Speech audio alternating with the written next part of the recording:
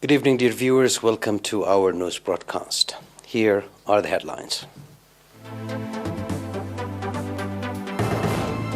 6 patients diagnosed positive for COVID-19 in tests carried out today. Ministry of Justice organizes Law Week.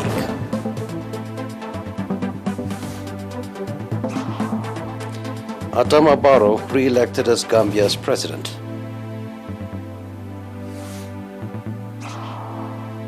Funerals for 15 civilians killed by Indian Army held in Nagaland. Announcement from the Ministry of Health. 6 patients have been diagnosed positive for COVID-19 in tests carried out today at quarantine centers and testing stations in the Central, Ansaba and Gashbarkar regions. Out of these, 3 patients are from testing stations in Eritrea, Adguadad and Gazabanda Central Region. 2 patients are from quarantine centers in Karen, Ansaba region. The last patient is from testing station in Barantu, Gashbarkar region. On the other hand, 15 patients who have been receiving medical treatment in hospitals in the Central region have recovered fully and have been discharged from these facilities. The total of number of recovered patients has accordingly increased to 7,271, while the number of deaths stands at 61.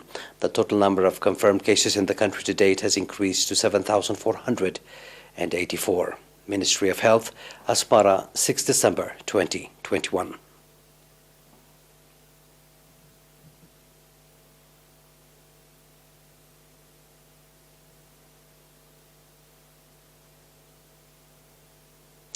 The Law Week, organized by the Ministry of Justice, was opened today, 6 December, in the presence of senior government and PFDG officials, religious leaders, as well as invited guests, under the theme Law and Nation Building. In her keynote address at the opening event held at the Municipality Hall, Ms. Fawzia Hashim, Minister of Justice, said that respect for and abiding by the law is a cultural heritage that has been inherited and transferred from generation to generation in the Eritrean society. Minister Fawzia further noted that efforts have been undergoing ever since the armed struggle for independence to ensure the proper understanding and making such precious heritage up to date and confirming to current situation of sustainability. Minister Fawzia also said that the fact that law is a dynamic rule that binds the overall development and nation building programs, public awareness programs have been undertaken on a continued basis, and that the Law Week that will be conducted from 6 to 12 December is part of the effort. The main objectives of the Law Week are raising awareness of the public and ensuring the sustainability and continuity of identifying values, laws and orders of the Eritrean public, as well as ensuring active and comprehensive participation of every citizen. The Law Week that will stay open until 12 December will include various programs, including seminars on law and nation building and Eritrea and international law, as well as workshops focusing on drafting and consolidation of laws and programs for Eritreans in the diaspora, planting trees, sports activities, blood donation, and others.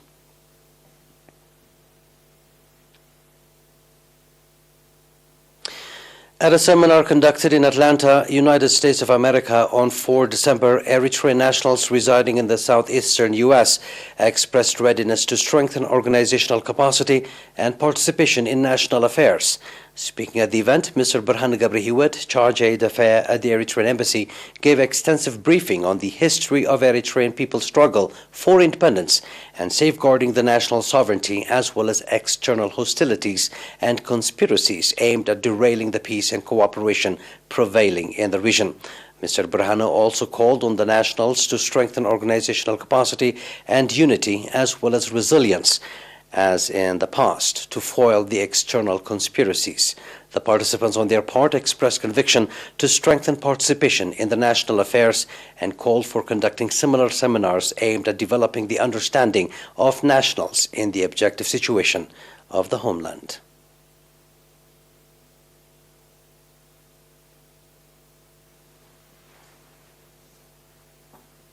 That was our domestic news. Please stay tuned for the international right after a short break.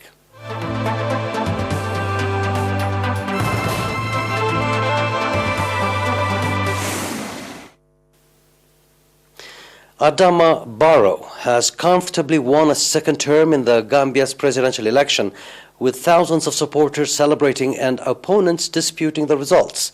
Barrow garnered 53% of the vote, according to results released by the Electoral Commission late yesterday. His main challenger, Osunno Darboe, won 27.7%. Electoral Commission Chairman Aliu Monar Nijai declared Barrow the winner, announcing the final results to reporters hours after rival candidates had challenged partial results that gave the incumbent a commanding lead. Crowds of Barrow supporters marched through the streets of the capital Banjul to a din of horns and danced on a vast esplanade.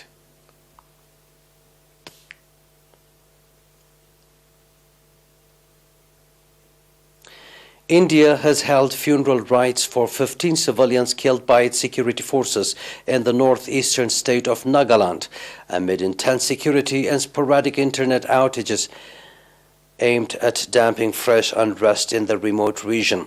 Security and government officials say 14 members of the region's predominant Konyak tribe and one security trooper were killed on Saturday after forces in the border state mistook a group of laborers for armed fighters and opened fire.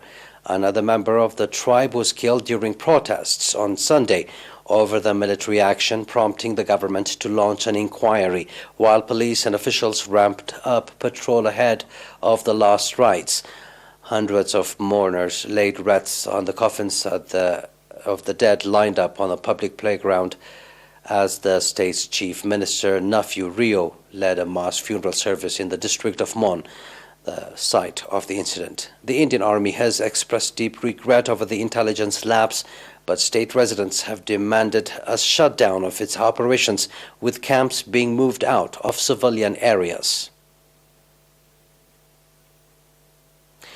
Sales of weapons and military service by the world's 100 biggest arms companies reached a record $531 billion in 2020, an increase of 1.3% in real terms compared with the previous year, according to the Stockholm International Peace Research Institute, SIPRI.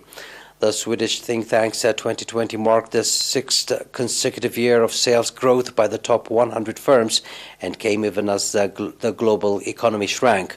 Overall sales were 17% higher than in 2015, when it first included data on Chinese firms.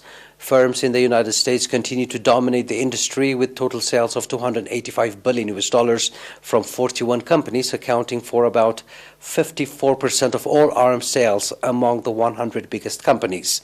The top 5 companies in the rankings since 2018 have all been based in the U.S., SIPRI said. Arms sales from the top Chinese firms amounted to an estimated $66.8 billion in 2020. 1.5% more than in 2019. Chinese firms accounted for 13% of the top 100 arms sales total, ahead of the United Kingdom, which had the third largest share. Russian arms sales, meanwhile, dropped for the third year in a row, SIPRI said. Total sales of the 9 Russian companies ranked in the top 100 decreased from $28.2 billion in 2019 to $26.4 billion in 2020, with Russian firms accounting for 5% of top 100 arms sales total. Now a recap of tonight's headlines. 6 patients diagnosed positive for COVID-19 and tests carried out today. Ministry of Justice organizes Law Week.